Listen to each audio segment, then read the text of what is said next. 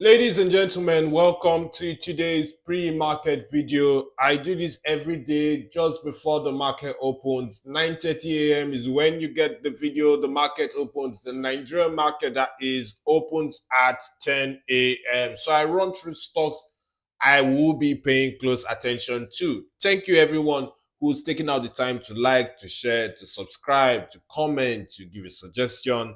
I truly appreciate you. I don't take such for granted. In a world with an avalanche of information and content, you doing so means so much to me as a person. Keep doing so. Every time you interact, it helps grow the channel.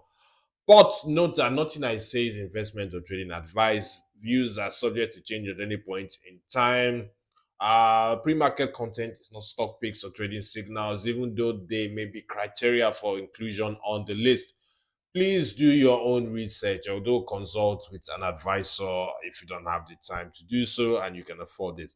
Criteria for my watch list is quite simple. Um, Price and volume movement. That's the key criteria for the daily watch list, as well as corporate actions. Corporate actions are any announcement made by firm. First off, Okomo Oil Palm board meeting to consider 9-month 2025 results taking place today. It means results could be out anytime after the meeting. So, most optimistic, you could see the results today. Least optimistic, you could see the results sometime next week. So let's just keep an eye on that stock and keep your eye on the corporate disclosure page of the NGX. 9 month numbers are key because 9 months mean you have 9 months out of 12 months in a financial year. It's like you're having your first term, your second term if you're in school and all that. So usually first and second term are a predictor of how third term will be. You have 9 months out of 12 and they're solid. It means that, man, you've had a great swell year, which this firm has. Stanbic IBTC parent company, or Stanbic IBTC Holdings to be precise. The holding company is what's listed on the exchange. Within the holding company, you have the bank, you have the PFA, you have the asset management firm, and a few other units. So Stanbic IBTC Holding closed at a fresh 52-week high, and I suspect all-time high of 116.85 yesterday. Question is, can we see a further rally or can we see a pullback? I need to check. I have it somewhere. I need to check what my target price for the stock was. I suspect it's close to my target price. So who can remind me? If you watch the Stanbic IBTC video I did a few weeks ago, what was my target price? Drop it in the comment section. Let's know who's been watching. USCN stock dip below 70 naira. Will it recover or fall further? For me, I think that sub 70 is a good buy zone for this stock. Ideally, I'd like to see 62, 65, but anything sub 70 is fine because when you think of it, that the 52-week high of this stock is over 100 naira. Getting at 68, 70, then what? You bounce maybe once the stock rebounds to 100 naira, then you've made what? Nearly 50% in a couple of months. So I will continue to pay attention to this stock at sub 70 levels. Fidelity Bank and Access Corporation, I'm almost tired of having these stocks every day without key reasons. But the wait for the numbers continues. The wait for the H1 2025 numbers for this firm continues.